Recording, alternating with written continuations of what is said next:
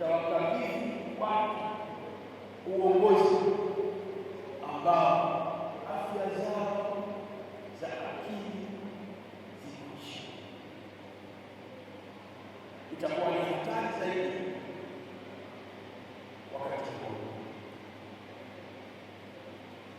na chekeche kilio kipimo cha kupima afya duni ya akili ya mtu ni uwasilishaji wa sera yake pale anapoomba kutumiwa afya.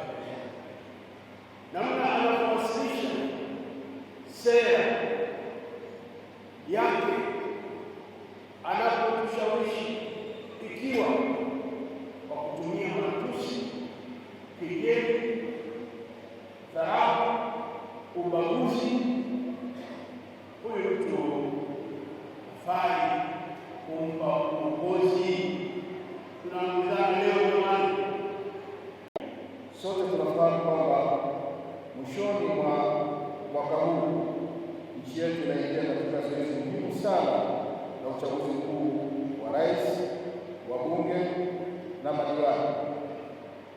Sisi viongozi wa dini tunaendelea kuombea sana nchi yetu tunaendelea sana kuombea nchi yetu ili zoezi hili liende kwa salama na amani.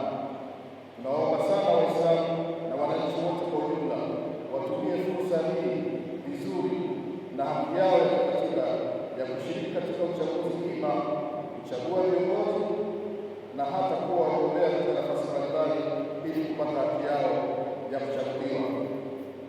Ni matumaini yetu kwamba mamlaka husika zimefanya maandalizi muhimu ili haki hii ipatikane kwa kila mtu.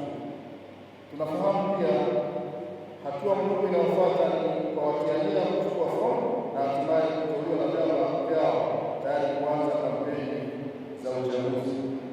Tunaviasa vyama vya siasa viwe makini katika mchakato huu wa uteuzi wa wagombea na kuepukana na wagombea wenye uchu wa madaraka ambao wanataka uongozi kwa hila na kwa kutumia rushwa ili wapate uongozi, kwani viongozi hawa hawawezi